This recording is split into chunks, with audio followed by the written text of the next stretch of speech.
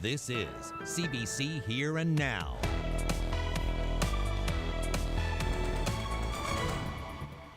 We would be happy if council was interested to buy the facility. Tonight, Mile 1 Centre up for sale? A potential buyer has come forward. The owner of the building was concerned about the recent fires lately, and it's a liability for them, and it's a space that they generously donated. Hold on to your recycling, Happy Valley Goose Bay. There's no space to store recycling. Good evening and welcome to Here and Now. I'm Anthony Germain. And I'm Debbie Cooper.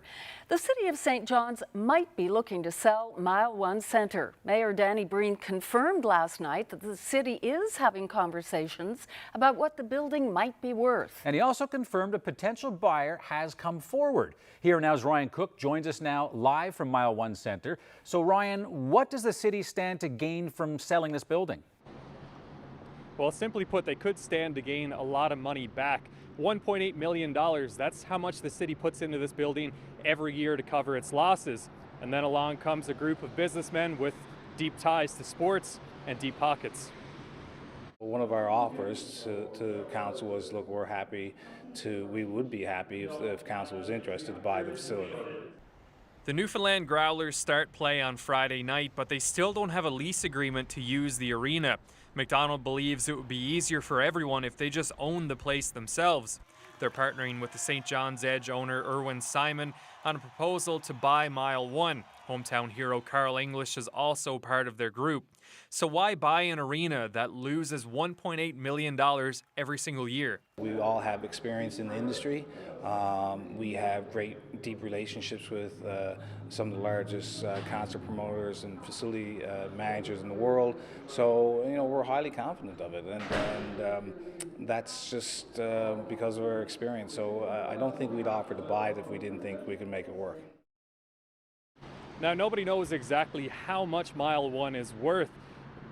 We know that it costs $20 million to build it, but it's all about what somebody is willing to pay for it on the open market. Now, I asked Dean McDonald how much his group is willing to pay, but he said they're not willing to put a number on it just yet. Reporting live for Here Now in St. John's, I'm Ryan Cook. A father and son are out on bail today following a kidnapping charge that sparked a protest over the weekend in Witless Bay. Mitchell and Stephen Maloney appeared in provincial court yesterday to face those charges. As Here Now's Jeremy Eaton explains, there's much more to this story, except it seems nobody's speaking up. At the center of the story is this boat on the wharf in Witless Bay. It's alleged the two Maloneys were trying to get back goods that were stolen from this ship. The way they went about it, however, landed them in trouble with the law. The arrest of the father and son sparked a protest over the weekend. Reportedly, more than 200 people showed up, all to bring attention to a rise in crime in the area and to show support for the Maloneys. In Witless Bay today, nobody was talking. Multiple requests to the town's mayor and councillors went unanswered. Some were working, others were away. The Maloneys appeared in provincial court yesterday facing 5 charges each. The most serious, one for assault using a bat, another for kidnapping. Both are free on bail awaiting their next court appearance. Despite many attempts, no one in the town wanted to speak on camera, some agreeing that crime and theft in the area is on the rise. One man told me if it's not tied down, it's going to get stolen. But nobody wanted to make those views public, a much different take than the one seen over the weekend. I did reach out to one of the two men at the center of all of this, Mitchell Maloney, and I asked him for his take on what happened, and he said at this time he really had nothing to say. Jeremy Eaton, CBC News, Witless Bay. Smoke on your own property, in your house or in your yard. But like alcohol, you can't smoke in any public places, not on the streets, not in the park. Road rules, or roach rules, how to grow and what to know now that we are 1 week away from legalization. Here Now, Zach Gowdy breaks down the do's and don'ts. That's coming up. Also coming up, our first look at the weather. Hi. Yeah, so today was a pretty gray, drizzly day in the east, and we do have a little bit of drizzle coming tonight. But I'm going to start with some weather on the way headlines to have a look at what's heading our way tonight. So yeah, as I mentioned, we have a few showers possible for the metro area tonight, but temperatures are going to be so chilly that it could turn into a few flurries. So it could be showers, could be flurries. It's going to be hovering around the freezing mark overnight tonight, so we'll be watching for that. And it is going to be chilly in Labrador. The wind chill getting down to -15 overnight tonight. So if you're in that area and you're heading out, make sure you bundle up. And we're also keeping our eye on the remnants of Hurricane Michael. That should be heading our way Friday night into Saturday morning. Could see lots of rain for the Avalon Peninsula, so I'll break all of that down a bit later. Anthony? Well, thanks, Carolyn. And as you just mentioned, Hurricane Michael has made landfall on the Florida Panhandle, and that storm could bring winds of more than 230 kilometers per hour. Officials are warning residents in Michael's path to evacuate their homes. The storm is getting stronger and stronger, and you need to leave. This is the final call for anybody that needs to get out. Try to do so. Those who stick around to experience storm surge don't typically live to tell about it. Now, more than 375,000 people have been told to leave. The storm is expected to move north into Georgia, South Carolina, and North Carolina, and the remnants of that hurricane could bring heavy rain to Nova Scotia and Newfoundland starting on Saturday. Well, the provincial government says it has reached a tentative collective agreement with NAPE correctional officers. It's a 4-year agreement that'll be on the table until October of 2019. It covers about 250 correctional officers. In a news release, the government described it as a deal that respects both the province's fiscal situation and the important role that correctional officers play in our justice system. That agreement has yet to be ratified.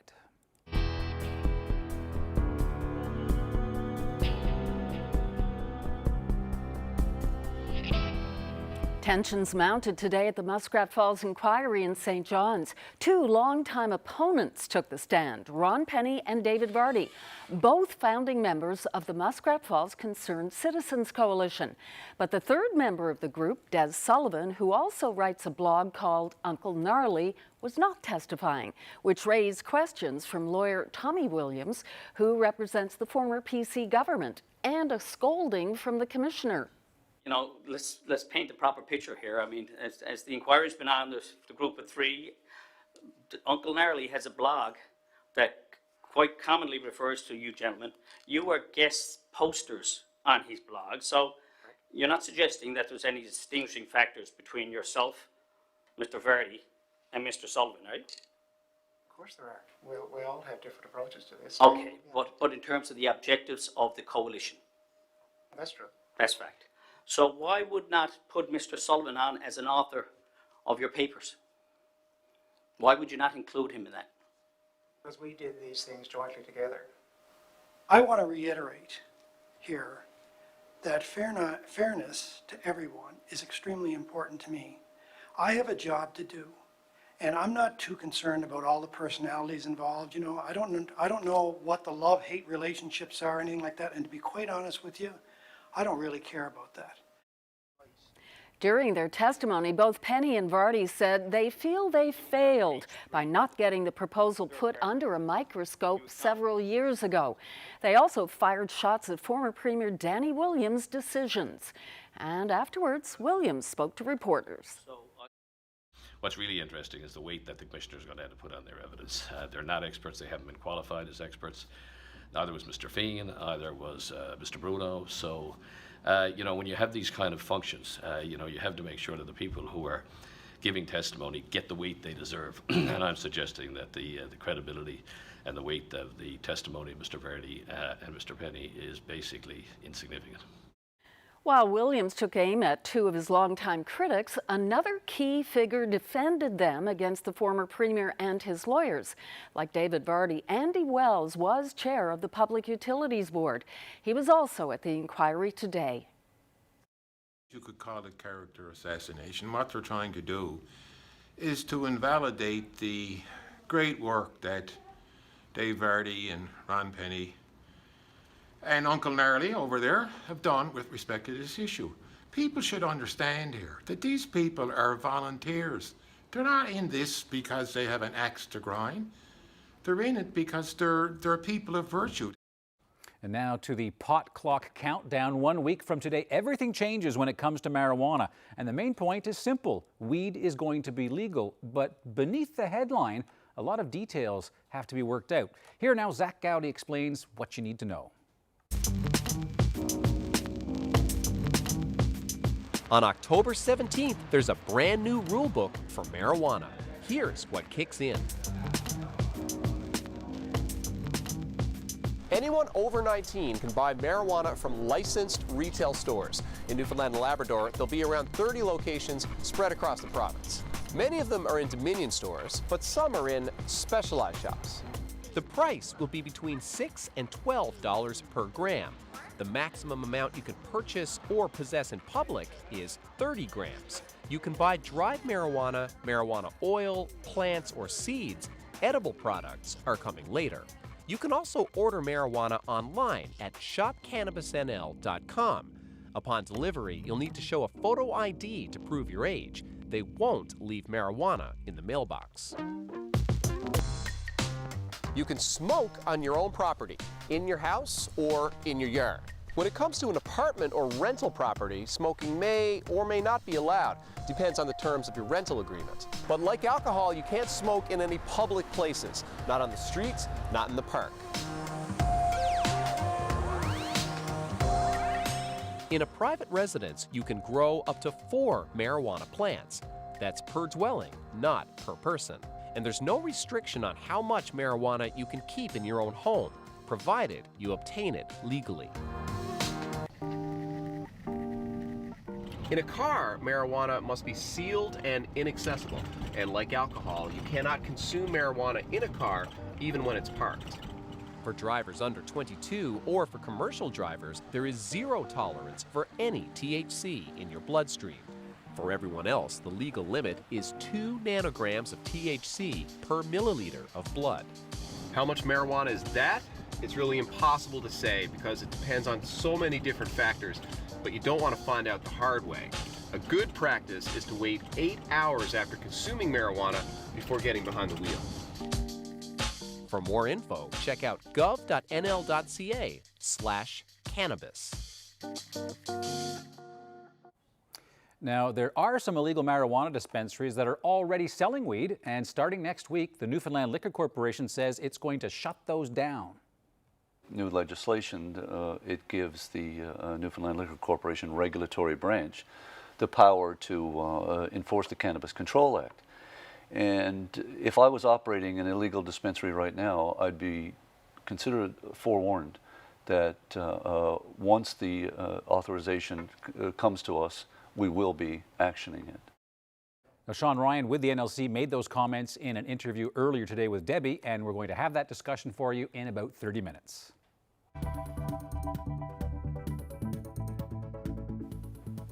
Here's a look at St. John's Harbor, a live shot from the room's camera. Bit of a gray evening out there. We're looking at a chance of some showers overnight tonight, and with a drop in temperatures comes a chance of some flurries. That's right. I'll get into all of those details coming up.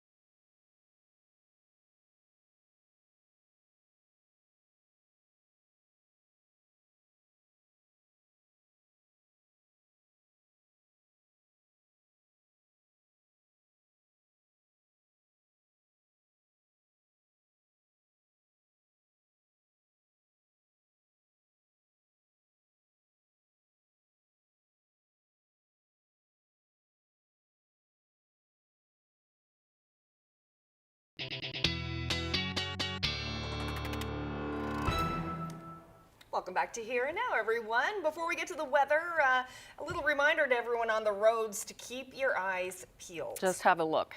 A narrow miss captured on dash cam. This was this morning on Prince Philip Drive. And see that pedestrian. Now, when you see it in slow motion, so you got a car making an illegal turn. This is right near the Confederation building. And as they make the turn, there you see the pedestrian jaywalking right in front of the vehicle. So the vehicle has to stop abruptly right there. And then the pedestrian apparently just keeps going, trying to cross 4 lanes of traffic.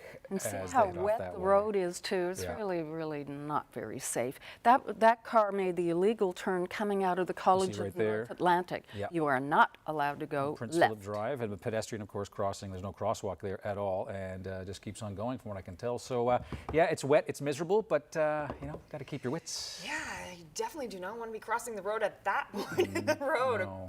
Yeah, there were lights just down the road from it. So, That's right. Yeah.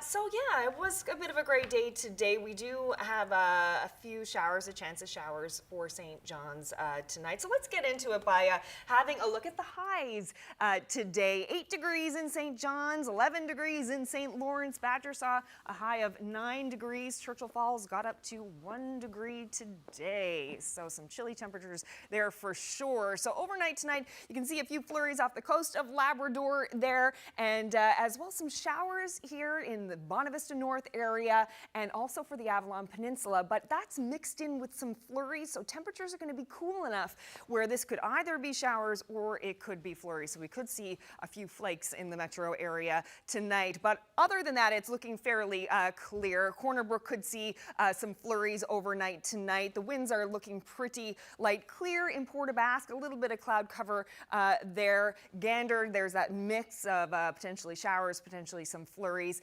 And for St. John's, could see those flurries with 0 as the overnight low. And St. Anthony looking like a little bit of cloud cover and -1 as the temperature there tonight. So Cartwright could see a few flurries, but very isolated light flurries as well. Labrador City getting down to -10 tonight, but with that wind chill, it's going to be more like -15. So it's going to be very cold there tonight. So tomorrow we are looking at some more showers, potentially some flurries on the west coast, and you can see that potentially that same kind of mix between flurries and showers for the northeast coast. Some cloud cover for Labrador City, could see some flurries there as well as the southeast of Labrador. So chance of showers tomorrow, 5 degrees in the St. John's area, 7 degrees along the southern Avalon with a mix of sun and cloud.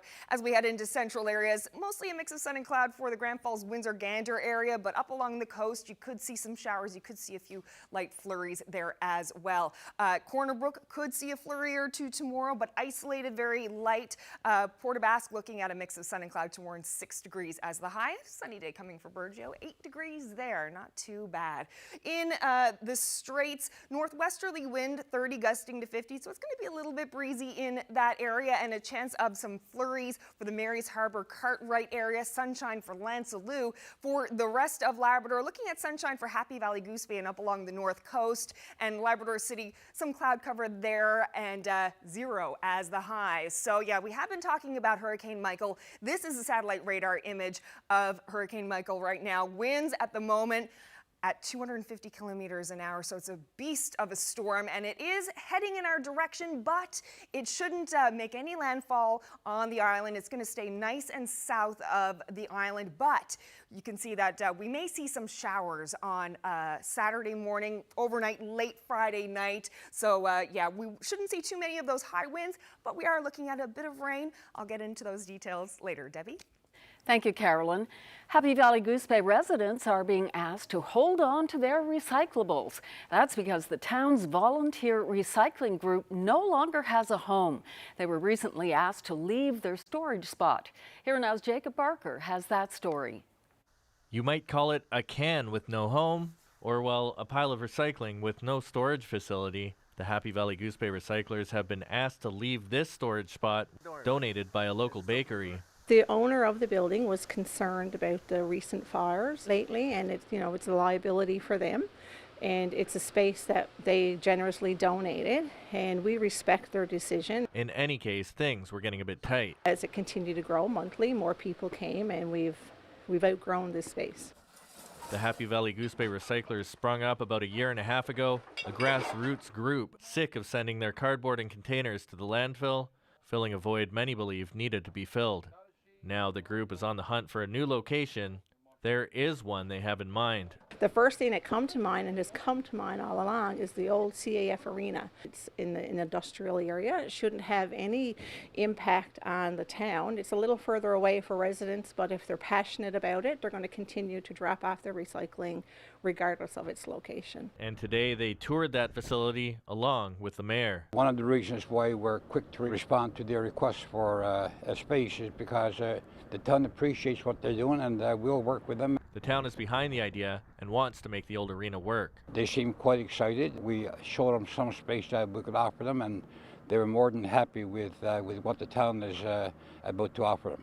Well, the mayor says there is some cleaning up inside that needs to be done, and a formal agreement has to be reached with the group, but positive signs that this will be the future home of recycling here in Happy Valley Goose Bay. Jacob Barker, CBC News, Happy Valley Goose Bay. 6 female trade students from this province are getting some financial help. NL Hydro and the Women in Resource Development Corporation partnered on scholarships for students in their first year of a skilled trades program. Recipients are studying to become electricians, carpenters, welders, and heavy-duty equipment operators. The $1,500 bursaries will help pay for books and tuition, and this carpenter in training has big plans after graduation. I'm hoping to take some kind of program, go to third world countries, help build houses, schools, come back and build my house in the middle of nowhere where no one can bother me. Well, the province wants young people to help build better programs and services by taking part in a mental health survey.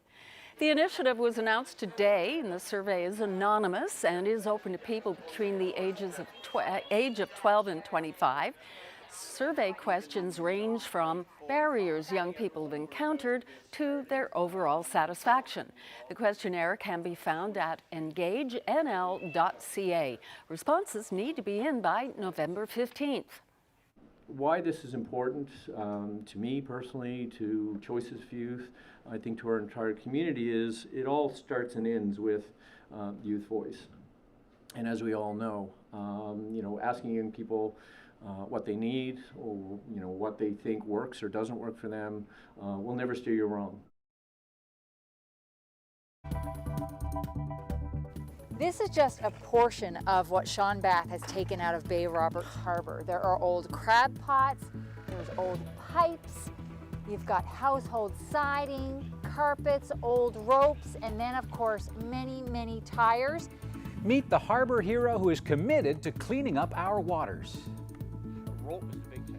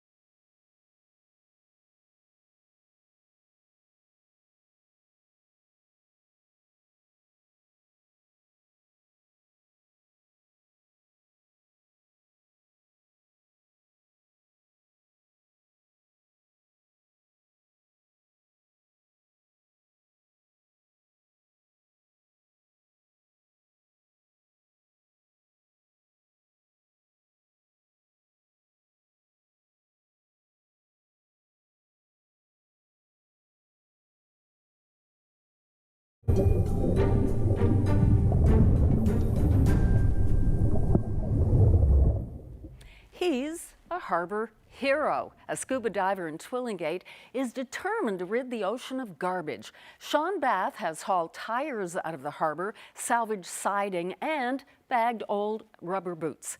He's so passionate, he started a nonprofit called Clean Harbors Initiative. He invited our CBC cameras along for a deep dive on ocean trash. In the last 21 years, I've dove from Labrador to around St. John's area, and everywhere I've dove, it's been pretty much the same thing. Garbage, tires, rubber boots, rubber coats, whatever a man didn't want was thrown over the wharfs. And as a commercial diver, and even as a recreational diver, I mean, see that's heartbreaking, right?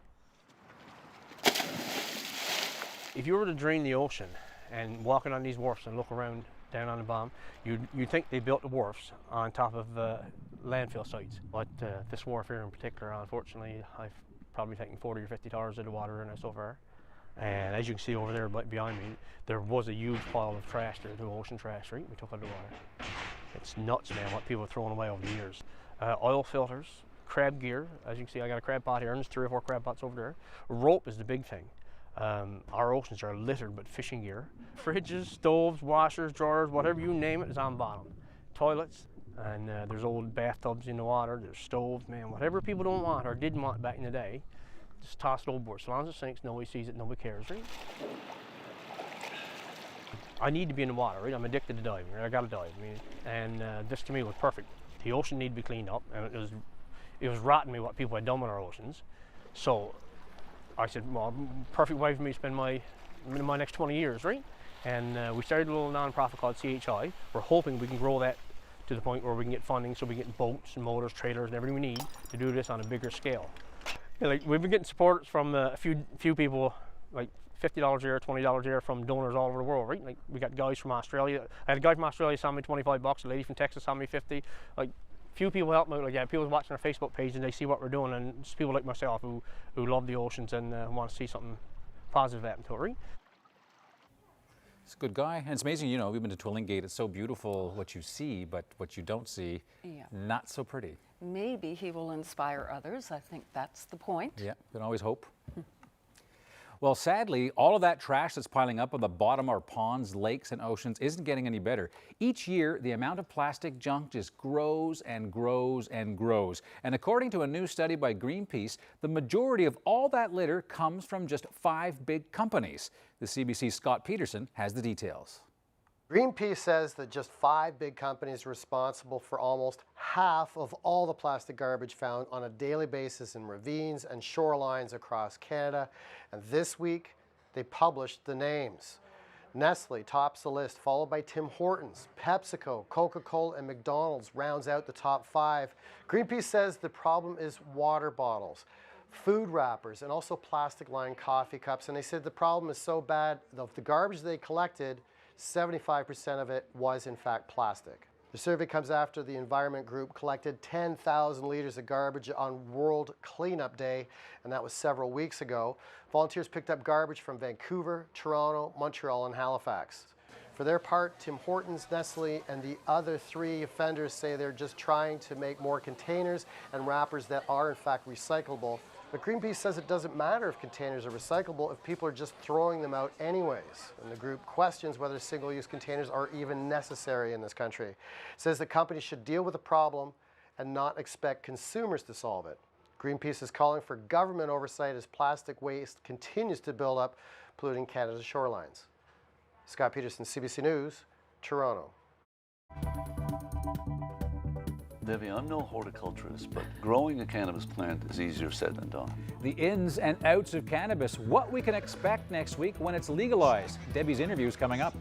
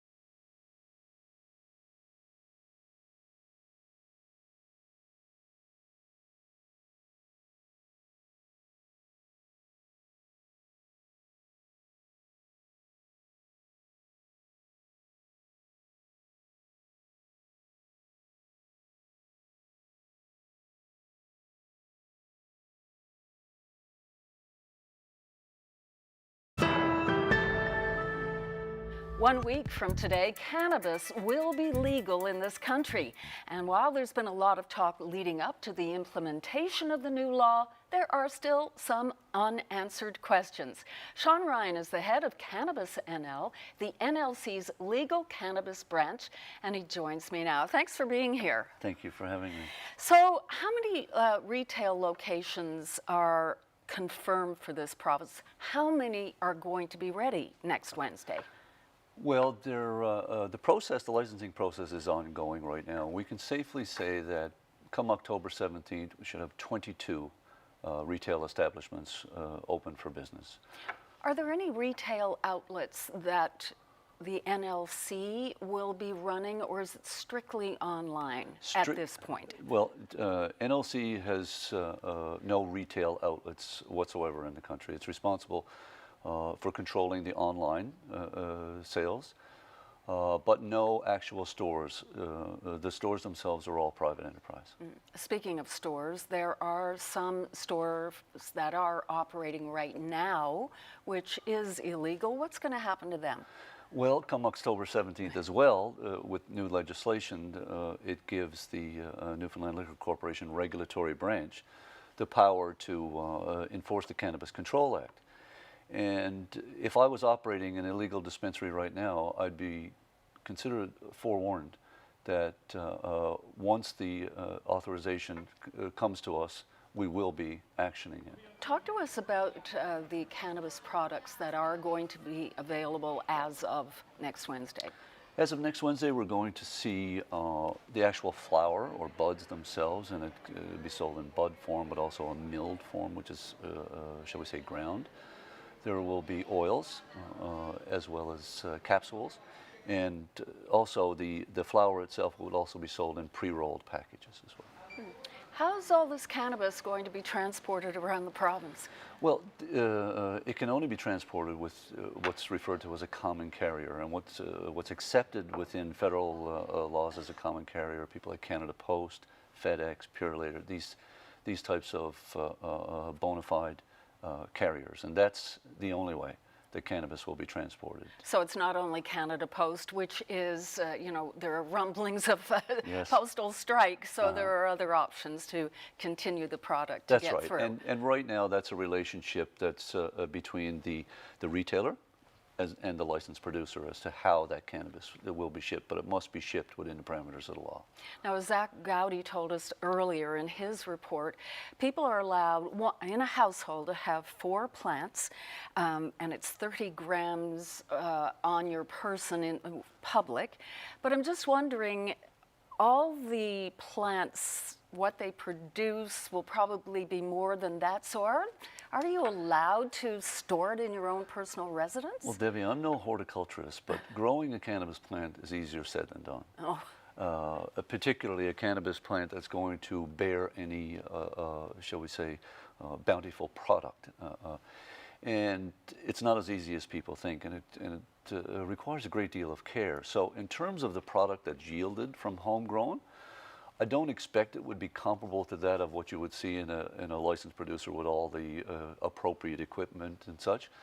But like yields could range from a full-grown plant, you know, once it goes through a drying process, maybe 3 ounces, you know, on average, or say, shall we say 90 grams, which doesn't seem like a lot coming from a full plant. But that's a good sort of estimate as to what you would get. People aren't going to knock on your door. Police aren't going to come in and say, you're over your 30 grams. No, no. See, the 30 gram is a public possession limit. Okay. And it also speaks to the transaction limit. So you can only make one transaction that meets 30 grams or its equivalency in terms of the oil combination with flour and that sort of thing. There's a formula that speaks to the equivalency. We'll have to have a chat a year from now and Let's see how this is all evolving. Thank you very much for speaking with us. Thank you very much. Well, the focus there, of course, on the recreational stuff, but put that aside, more Canadians are getting medical marijuana. According to Health Canada, the number of medical authorizations jumped from more than 7,500 to 13,000 in just over a year. Angela McIver reports. National Access Halifax. Megan McIntyre fields calls from people who need help navigating cannabis the legal way through Health Canada. Some want a doctor to write a prescription. Other patients have no clue what type of cannabis is right for them. She says that's where her clinic comes in. There's a whole lot of things that we offer, education being, the big picture of things, but also support and advice as to which licensed producers offer the best products. National Access Cannabis makes money from licensed producers when patients are referred to them. Unlike a dispensary, the clinic does not sell marijuana. McIntyre says she helps people fill out paperwork so they can get medical cannabis through the mail. So it would have the patient's name, the physician's name, their grams per day, the date it's shipped, and I think the expected arrival date. Doctors Nova Scotia has also seen a recent spike in patients talking about cannabis. President Tim Holland says it's likely that people are getting more comfortable the closer we get to legalization, but he says doctors expect that demand will soon drop. So those patients that should be appropriately considered for medical cannabis will still be there. We'll still be seeing their physician, but hopefully we'll see fewer and fewer of patients who are coming simply for a justification of the recreational use. And I think many physicians are going to welcome that shift. As for McIntyre's clinic, she also expects to see fewer clients once people can legally buy cannabis off store shelves. In the meantime, she's busier than ever, booking appointments into December. Angela McIver, CBC News, Halifax. It sounds like a movie or a spy novel. A prominent journalist from Saudi Arabia was supposed to get married today.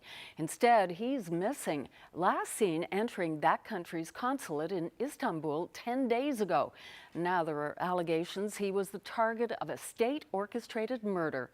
CBC's Natasha Fatah has more. President Donald Trump says he wants to get to the bottom of Jamal Khashoggi's disappearance. He is inviting the prominent Saudi journalist's fiancée to the White House, and Trump says he has spoken with Saudi officials. It's a very sad situation. It's a very bad situation, and we want to get to the bottom of it. Meanwhile, Turkish media are sharing new information about the events surrounding Khashoggi's mysterious disappearance and presumed death. New video shows Khashoggi walking into the Saudi consulate in Istanbul last week, but he never walked out. And the video also shows a convoy of vehicles, most notably a black van parked outside the building. The vehicles surrounded the area for 2 hours. Many speculate that Khashoggi was killed inside the consulate and that his body was taken out in one of those vehicles. Turkish investigators are now looking for that van. There are additional media reports, including photographs of 15 men, allegedly members of a Saudi hit squad, that many speculate are responsible for Khashoggi's disappearance. The Washington Post is citing an unnamed source reporting that U.S. intelligence intercepted communications between Saudi officials discussing a plan to capture the outspoken journalist. That completely mock the oil riches of the kingdom. CBC News cannot independently verify the images published in Turkey or the information published by the Washington Post. Saudi Arabia has denied the allegations that they are responsible for Khashoggi's disappearance or his presumed death. Natasha Fatah, CBC News, Toronto.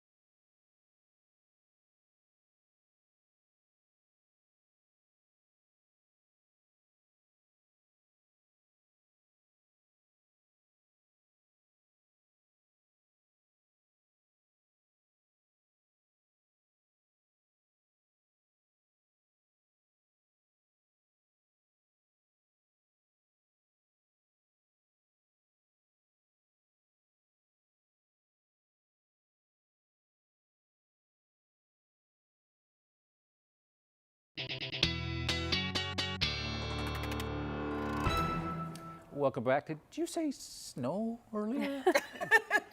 Well, there's some snow for Labrador, a potential for a few flakes in the metro area tonight because temperatures are going to be around 0 overnight tonight, and we're looking at some showers, so Right. it could Could be a few flurries. I hope I'm asleep. Yeah, you probably will be.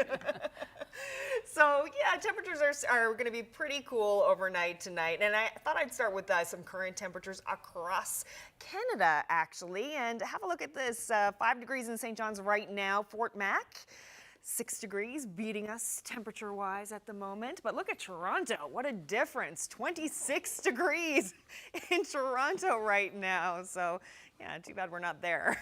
So tonight we are looking at a chance of those showers, as I mentioned, for the northeast coast. There could see some flurries there as well overnight tonight, and that could change to some flurries on the Avalon because of those temperatures. And also looking at some flurries tonight with the southeastern coast. So now tomorrow we're looking at a chance of showers for St. John's throughout the day, and a mix of sun and cloud for the Grand Falls, Windsor, Gander area. Temperatures around 4 or 5 degrees. A chance of some flurries for the west coast, and winds pretty light there, a northerly wind 20, but pretty breezy in the east, gusting to 60 tomorrow. So a few showers, and it could be a bit breezy. So in Labrador, looking at a chance of some flurries for the Cartwright area and along the coast. Some sunshine for Nain, a little bit breezy there as well, gusting to 50 with a northwesterly wind. Some sunshine for Happy Valley, Goose Bay, and cloud cover for Lab City. So as we head into Thursday night and Friday, we do have this system on the way, bringing some snow to western Labrador, about 5 to 10 centimeters in the overnight hours, and some showers for the west coast, and then moving east throughout the day. So Friday is going to be a bit wet for the south coast and for the Avalon Peninsula, and snow for Labrador. So depending on the temperature, it could be periods of snow or periods of rain, and we also have a chance of flurries and showers for the eastern portion of Labrador. Some showers for the west coast, showers for the Avalon Peninsula, and cloudy with a chance of showers for central areas. So this is Michael right now. We are going to be feeling this a bit later. This is Michael's track heading north our way. So the strong winds are expected to stay south of the island, but you can see here Saturday 5 a.m. some fairly heavy rain. It looks like it's going to be over the Avalon Peninsula and as well the northeast coast, and we're looking at some snow again for Labrador. So yeah, that starts to clear off though during the day. So Saturday in the afternoon should be fairly nice, looking like some pretty clear skies on the Avalon Peninsula later in the day. So we have morning rain that could be quite heavy. Temperatures heading up to 12 degrees. 11 in central with some showers there, and mostly cloudy skies later in the day for the western area. And for Labrador, chance of flurries there, and snow or showers for eastern Labrador. And that's your forecast. Debbie, back to you. Thank you, Carolyn. The world's most prestigious bagpipe competition is being held in Scotland in just over 2 weeks. The 10 best pipers in the world will be competing. 2 of them are from Nova Scotia. As Colleen Jones explains, they certainly know each other well. Meet Bruce Gandy. He's been playing the pipe since he climbed out of the cradle. My dad was a piper, so I was hearing him from a young age. Bruce passed his love of the bagpipes to his son, Alex. Alex started competing young and eventually was playing with his father. They're both in the 78th Highlanders. But where they're going to next is the big time. This castle in Perthshire, Scotland hosts what's considered the World Championship for bagpiping. The 10 best players in the world are invited, and Bruce and Alex are the first father-son player to go. That they come from New Scotland and not Old Scotland isn't lost on them. It's the first time ever that a father and son have been playing at the event at the same time. They'll compete against each other. For Bruce, who's qualified to play at the castle 13 times, he's so excited to have his son also competing, he needs to keep his focus. Can you beat him? On a good day, yeah. Anyone can beat anybody on the good day. Bruce's father, Ray, was a pipe major. He passed away when Bruce was just a teen. But these pipes that Alex will use were his, made back in 1939. Alex says it's like playing a Stradivarius. This chance to play and compete against each other at the world's top bagpiping event, pretty magical. It's great. Dad's, he's my dad. He's been my teacher for a long time, and the whole family's coming. My big thing is to keep my focus right now and remember that I actually have to play too, because I'm kind of, pretty excited as a father and a coach to see, my student son playing is massive. The pressure will be enormous, and if one of them comes out on top, it will be a dream come true for the Gandy family. Colleen Jones, CBC News, Woodlawn.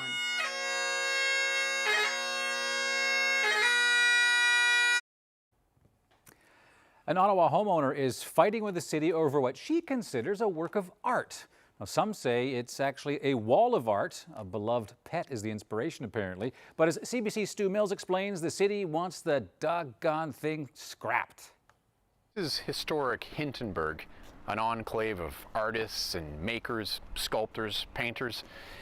It's also a place where there's a lot of urban activity. And about a month ago, Sarah May discovered some graffiti on the side of her brick wall outside her house. She tried to scrub the graffiti off, but she made the problem worse, and so she decided instead to do this.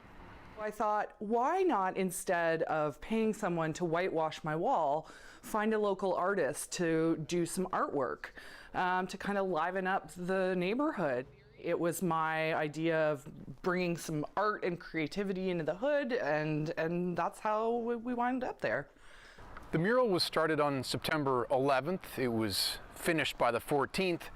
And on September 19th, someone complained to bylaw services about the mural. On the 21st, an inspector came, took pictures. And yesterday, Sarah May received this letter by registered mail from Bylaw and Regulatory Services that explains you can't have a mural unless it's on a place of worship, a university, a library, a sports arena, or a community center.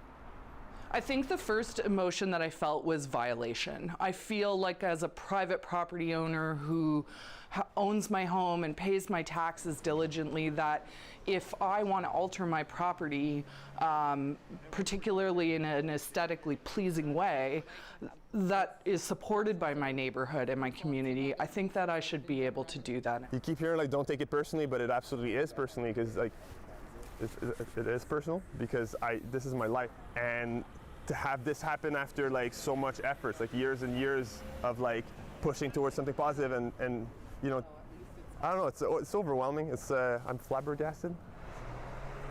May reached out to her city councillor, Jeff Leeper, who represents this Hintonburg area. He assured her he'd have bylaw services press pause on that order to cover the mural.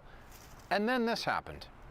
I mean, I think that the bigger issue, Mayor, is that we don't want just commercial spaces. This is an arts enclave. We have a really strong arts community. I'm agreeing with you. So campaigning Jim Watson comes by in an election year and says he's in favor of public art. Thinks so long as she owns the building and doesn't add some commercial trademark like a Coca-Cola bottle to it, that it should stay. Stu Mills, CBC News, Ottawa. It should stay. I agree, yeah, but Ottawa City Hall is filled with cat people. That's what's actually going on here. It's a deep, dark secret they don't want you to know about. This is from somebody who lived in Ottawa for I'm telling you, extensive period. cat people. They're all cat people. Well, the fall colors, the photos are just rolling in now. Isn't this just stunning? Love it. I can't add a better adjective. West Coast? No. Okay, strike one. You have to move north. Yeah. I'll let you know where in the province this photo was taken after the break.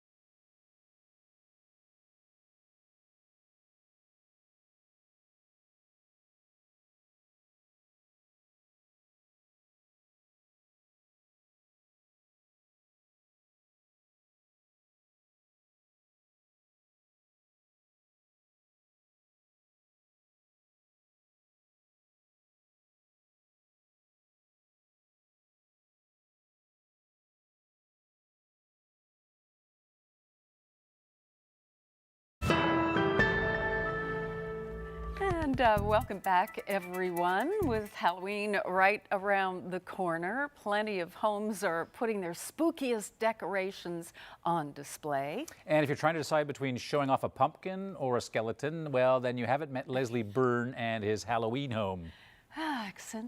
Eccentric or committed? That's up to his visitors to decide. Have a look. I have been waiting for you. I was born to haunt you.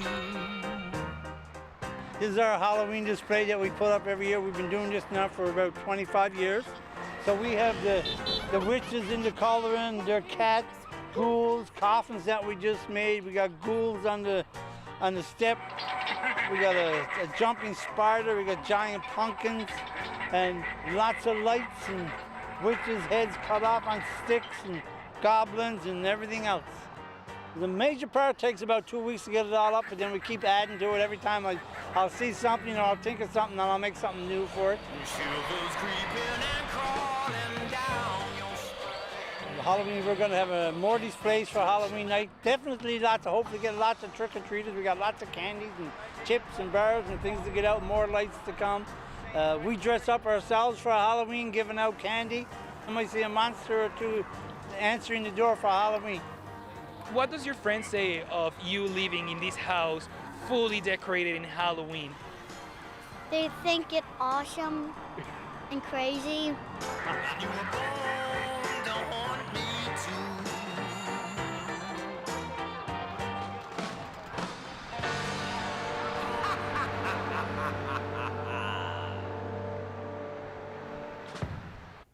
Wow, that's a lot of effort. That's a lot. I'm amazed they have any money left for candy when the kids actually show up. As the little girl said, it's awesome. Oh, she's so cute.